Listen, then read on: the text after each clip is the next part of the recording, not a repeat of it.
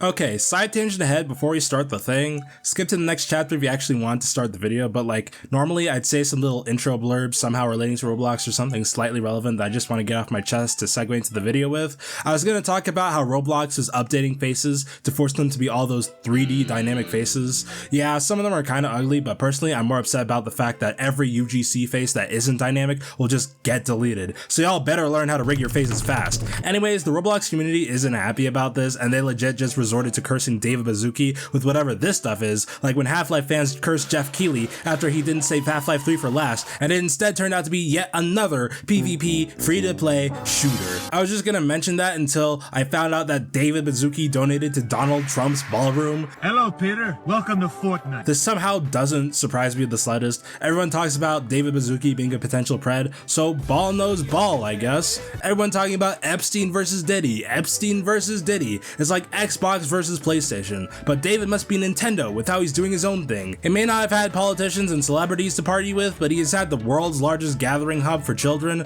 so it's an all-you-can-eat buffet for creeps. Considering David saying that predators are an opportunity and his weird insistence on adding dating to Roblox, and the chat update making it easier than ever to talk to kids, there's no way that this man is okay. Real note, I joke about Epstein a lot, but has anyone else noticed the ramp up in memes about Epstein? Like, I remember when he first died, the meme was that Epstein didn't escape or enter himself, but that was kind of where it ended. However, the CIA must be ramping up the meme department because we got full-on edits of Epstein. King of Curses, Epstein. Rule 63, Epstein. We got teenagers talking about Epstein just like me for real, because he played Fortnite.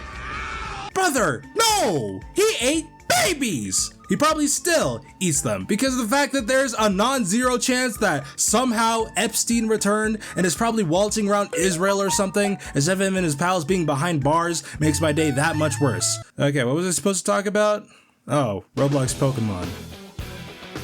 Today's subject, slavery. So the game we're playing today is a game called Lumion Legacy. If you've been on the platform long enough, this will look pretty familiar. A few years ago, there was a pretty popular Pokemon fan game called Pokemon Brick Bronze. And as you can see, this is basically a completely original Pokemon game recreated in Roblox. Needless to say, this was a pretty fun game. Now, as you may know, the thought of anyone having an ounce of fun off the highest grossing media franchise in the world through unofficial means was enough for Nintendo to go into panic mode and deploy their infamous Nintendo ninjas to wipe the devs off the face of the planet. And again, this game did make money off the Pokemon IP, so I guess you win this time, Big N. Anyways, the game is gone, at least officially, but the developers decided that it was just best to move on and remake Brick Bronze with an entirely original IP. Therefore, we now have Lumion Legacy, the sequel but not really to Brick Bronze. I played this game a little bit a long time ago, but the game changed a lot since then, so it's best if I start off with a fresh save. I played for a few hours, but it should be enough for a quick first impression. Now, before we start, a quick self-plug. Wait!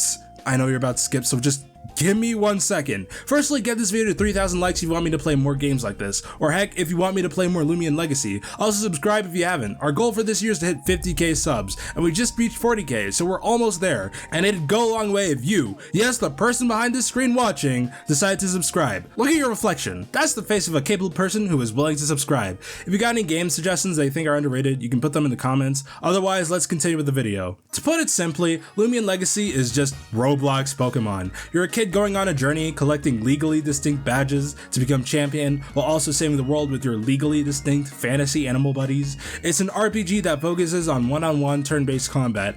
Every Lumion has different moves they can learn, and they each have different elemental types that affect how they interact with moves. If you somehow don't know, certain attacks have a type advantage over certain Lumions. That means that they do extra damage. Like, for example, if a water attack hits a fire Lumion. I know, we're breaking new grounds. The one battle mechanic that's different from Pokemon is the energy system. Every move costs energy. Trying to use a move without enough energy will cause your Lumion to flail in exhaustion, making you lose HP and dealing like no damage. If you want to regain your energy, you can wait a turn to recover a little, or you can fully rest for a turn to recover a lot. However, resting lowers your guard. Don't rest if you do not have a plan for it. Along your journey, you encounter wild Lumions in the tall grass, but you can also use capture discs to capture wild Lumions. Like Pokeballs, they're more effective when the target is at low HP, so you have to whittle them down. The game starts off at the Midas Town dig site, where the mysterious stone tablet the research team found starts having its symbols magically rearranged. You start off in your room, heading out to see your archaeologist dad as he shows you his findings. The symbols on the tablet rearranged earlier, but by the time you get to the dig site, the tablet scatters into fragments all across the Roria region, before the new text can be transcribed. Brother, it took me like 3 business days to get here. Y'all didn't think to snap a photo of this obviously volatile artifact? Do you guys not have phones? We head over to the lab with our parents to find out what to do next. Apparently, the original text said that the creature's secret lies dormant within. Until the day of awakening, it comes again. I'm just gonna go out on a limb and say that this is foreshadowing the game's legendary Lumion. Anyways, the tablet emits a unique energy signature, so we use the lab's satellite array to help locate the fragments. Because our parents are tied up in the lab needing to work on scanning for fragments, they need someone young and energetic to go out in the field and collect them. Someone like a misshapen small child. We borrow Lumion from the lab to start our adventure. A unique thing about this game is that there's not actually 3, not 4, but 7 starter Lumions. We have an ice, fire, light, water, electric, dark, and plant type to choose from. I chose Vambat, the dark type, and named them Big Suck. After a quick tutorial fight with our scientist mom, our journey begins. We make our way to Chestnut Town to explore the Gale Forest since we need to find the fragment there. In the forest, we see an old guy yapping to the cops, talking about some possessed Lumion attacking him. The cops think that this guy's on something because this forest is being watched over by a guardian spirit. Personally, I don't know if this is completely unbelievable when you live in a world with supernatural animals, but you can't expect cops to be the sharpest tools in the shed. You know, the old guy asks us, a child, for help. And we're the protagonists. Do you expect us to say no? We find the tablet and transport it over using our high-tech Luma watch. This is like the iPhone of the Lumion world. Everyone has one. You're telling me that everyone has teleportation capabilities built into your wrist computer? I'll talk about this later though. As we're about to leave, we're stopped by possessed Dusket. We beat the crazy out of him and we unlock Dusket as a new Lumion to be encountered in the wild.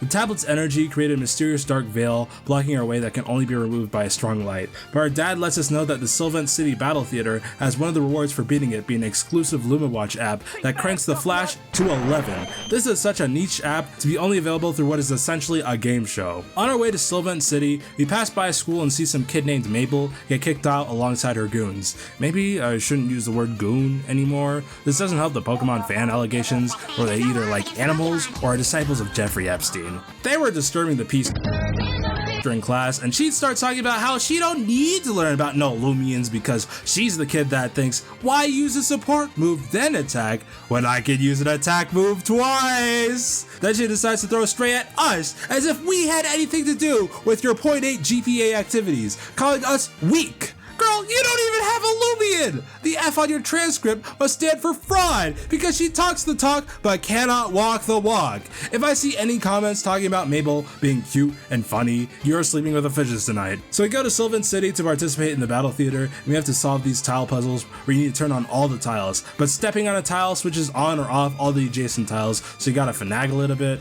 After we go through all the fodder trainers, we fight Battlestar Naya, the head of this theater. We beat the crap out of our Lumions and we get our badge. In order to install our app, we need to juice up our LumaWatch, so we head to the mine that harvests the crystals that power the city. Only certain personnel are allowed though, so Naya had to let the miners know that we cool with her. They don't believe me at first because some other trainer came through earlier, and it turns out it's some kid talking about needing the crystal to find his way home. We fight him so that we can stall for Naya to get here, and he just buzzes off anyways. If this kid can't get home, this is why we need more public transportation. Naya explains how this crystal is the most concentrated source of energy in the mine from all the years of accumulated minerals. Think of all the water we can boil with this. Now with our upgraded watch, we can now flashbang anytime we want, getting rid of that icky dark stuff. The S-student inventors throw a hissy fit because we unleash the unfettered power of the sun 4 feet away from them. Mabel gets her cronies to try and teach us a lesson, but we beat these kids Lumions into next week. What do these guys even see in Mabel? When we get to Route 5, you see a strange group of mind-controlled monks swarm a normal one. The normal monk starts talking about some cursed rock.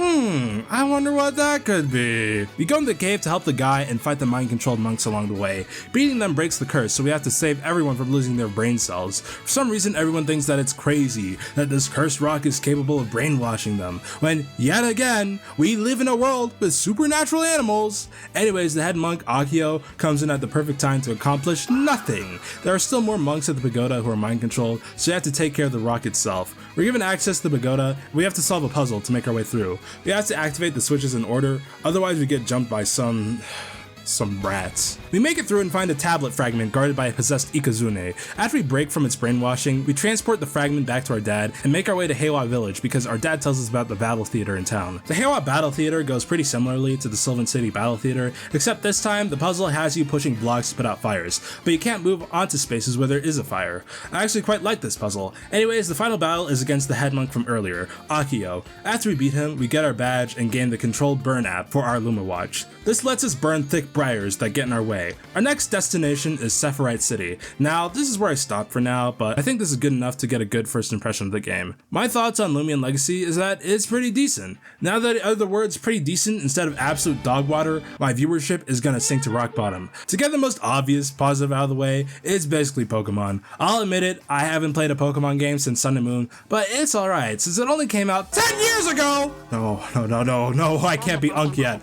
Regardless, my enjoyment for this game is independent of Pokemon, but I'm gonna be comparing it to Pokemon a lot considering that it was literally built from a Pokemon game. It's still a solid gameplay loop that stands the test of time. The change from PP to energy while using moves is a net positive, I'd say. Although in PvE, it devolves to waiting for the bar to run out and then using your most powerful attack. I imagine this mechanic gets more use in PvP when you aren't fighting brain-dead NPCs. Another thing I will say is that the Lumion designs are pretty cool. There's a nice mix between the kind of wild, more animalistic Lumions and the more specific humanoid kind of designs. I know it sounds kind of weird, but I don't know how to explain it. Just know that the designs for Lumions look great. You're definitely gonna find a favorite. Last thing I'll say for stuff that I like is that the game handles your team lineup in a unique way. Instead of the standard team of 6, you can have 5 ready to battle at any time, but you have 2 extra slots to bench your Lumions. These bench Lumions can't fight, but they gain a little bit of experience from every battle. That means that you can technically level up to 7 Lumions at once. Now, it's time to move on to some gripes that I have with the game. Firstly, the battle system is kinda slow. Now, I said that the battle system is basically like Pokemon, and that's still true, but Pokemon feels like molasses by modern standards. The game does the Pokemon thing, where every action has to be spelled out in the text box. You pick a move, the game has to say that your Lumion is attacking. If it's super effective, then it has to tell you that it's super effective. If you also got a critical hit, it also has to tell you that you got a critical hit. Monster taming RPGs have been able to convey all this information in an easy to read yet very concise and efficient manner for years at this point. We are in the year 2026. Why are we still designing these games as if they're on the Game Boy? Speaking of Game Boy, it might help the presentation to make the battle camera a bit more dynamic. The game copies Pokemon's over-the-shoulder camera angle from the Game Boy whenever you attack. It's painfully basic, and I think a little bit of camera work would go a long way. With Pokemon Brick Bronze, I could understand because all the Pokemon were sprites, but here, all the Lumions are full 3D models. Move the camera, play with the angles. We have the technology. And while you're idle, the camera still moves, but when they're attacking, they still go back to that same Game Boy camera angle from the Pokemon games. When I'm on the attacks, I feel like some of the attacks could be made a bit more animated. I know Pokemon often does the thing where instead of animating the actual attack, they just translate the model along the Y or Z axis with some flashy VFX. The Lumions don't even do that. I think that just moving the Lumions a little, even if they don't have unique attack animation, could go a long way. Another thing is that the sound design as well could be better. Even if you're going for basic sound effects, there's no variety in the sounds. The attacks don't have that same punch that you get in Pokemon, and Pokemon, we all know how it feels to hit a super effective attack. However, Lumion Legacy just has the one sound for every single attack, and it makes the combat feel lame despite being mechanically similar, not just to Pokemon, but even other RPGs. As I'm talking about sound, I just want to say that I'm kind of disappointed with the music so far. I don't know if it gets any better, but this is kind of mid.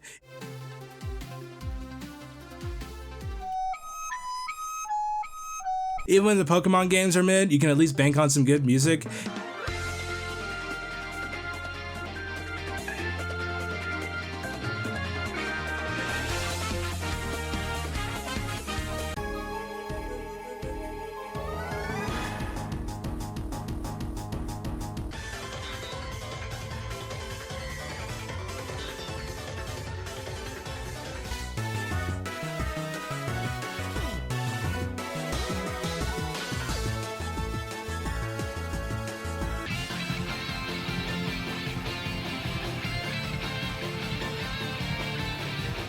Read that back to me.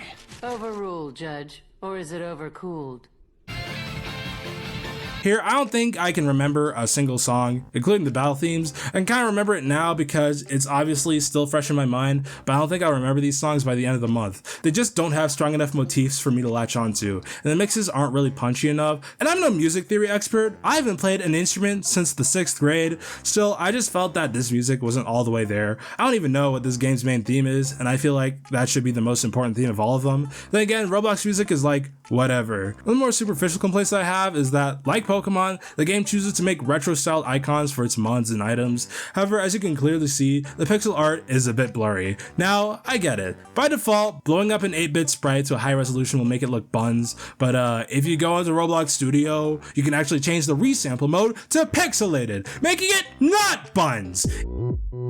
Even if this wasn't an option, you could literally just increase the resolution in your art program while exporting the PNG. Sure, it wouldn't be as crisp as just changing the resampling in-engine, but it'd look a lot better than whatever this is. One more UI thing I want to talk about is the lack of a quest tracker. Some NPCs have side quests that you can do, but as far as I know, there's no menu to track the progress of your quests. That means that if you take a break from the game and aren't actively doing the quest, that means that it's easy to forget that you were doing the quest to begin with. The thing is that you need to do side quests in order to unlock each item in the shop. Some quests are fine because they just have you do a quick little thing nearby, like clearing the Lumion pests from this guy's house. Some quests are more long term though, like fully evolving a Lumion or buying food from multiple different towns. It becomes a pain too because as far as I can tell, there's no real fast travel system. That means you have to go all the way back by foot. The last thing I want to point out is that this game is low-key kind of easy so far. I've been kind of over-leveled the whole time I was playing. I say kind of over-leveled because only half my team actually levels up while the other half are just kind of there. Even when I'm not over-leveled, it's not hard to just power through the enemies. I know Pokemon fans talk about EXP share like it's the devil. Mr. White, he's the devil.